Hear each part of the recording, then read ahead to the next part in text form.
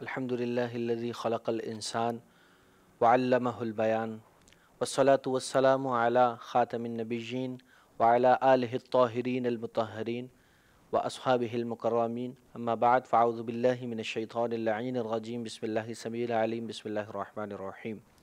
لائق احترام واجب القدر سامعین گرامی ملائکہ صالحین ارواح طیبات، السلام علیکم ورحمۃ اللہ وبرکاتہ۔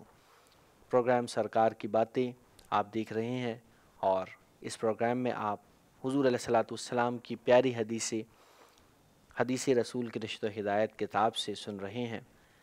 اب ہم جس باب کی طرف بڑھ چکے ہیں وہ ہے خوارج و مرتدین کا باب، اور اسی میں ایک بہت ہی پیاری حدیث حضرت عمر فاروق رضی اللہ عنہ کے بیٹے عبداللہ رضی اللہ عنہ سے روایت ہے۔ عبداللہ بن عمر کہتے ہیں ذکر النبی صلی اللہ علیہ وسلم، ایک موقع پہ آقا علیہ الصلاۃ والسلام نے دعا فرمائی، اللہم بارک لنا فی شامنا، اللہم بارک لنا فی یمننا، اے اللہ ہمارے شام میں برکت نازل فرما، اے اللہ ہمارے یمن میں برکت نازل فرما۔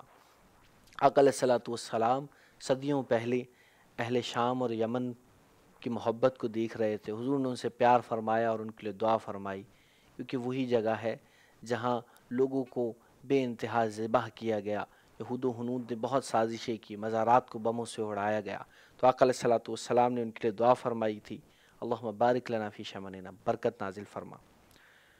تو لوگوں نے عرض کی قالو یا رسول اللہ وفی نجدنا، لوگوں نے عرض کی یا رسول اللہ ہمارے نجد کے بارے میں بھی دعا فرما دیجئے۔ قالا، حضور نے پھر فرمایا اللہم بارک لنا فی شامنا، اللہم بارک لنا فی یمننا، اے اللہ ہمارے شام میں برکت نازل فرما، اے اللہ ہمارے یمن میں برکت نازل فرما۔ قالو یا رسول اللہ وفی نجدنا، لوگوں نے پھر عرض کی یا رسول اللہ ہمارے نجد کے لیے بھی دعا فرما دیجئے۔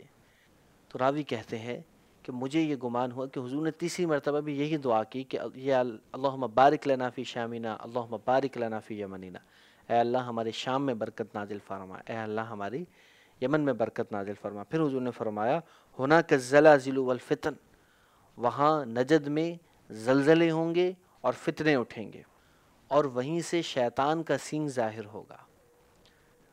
حضرات گرامی، معلوم ہوا کہ نجد فتنوں کی جگہ، نجدی عقائد سے خود کو بچائیے، نجدی عقائد سے دور ہو جائیے، اس لیے کہ آقا علیہ الصلاۃ والسلام نے صدیوں پہلے امتیوں کو اس سے مطلع فرما دیا۔ اس حدیث کو امام بخاری نے بھی روایت کیا ہے، باب قول النبی الفتنۃ من قبل المشرقی میں۔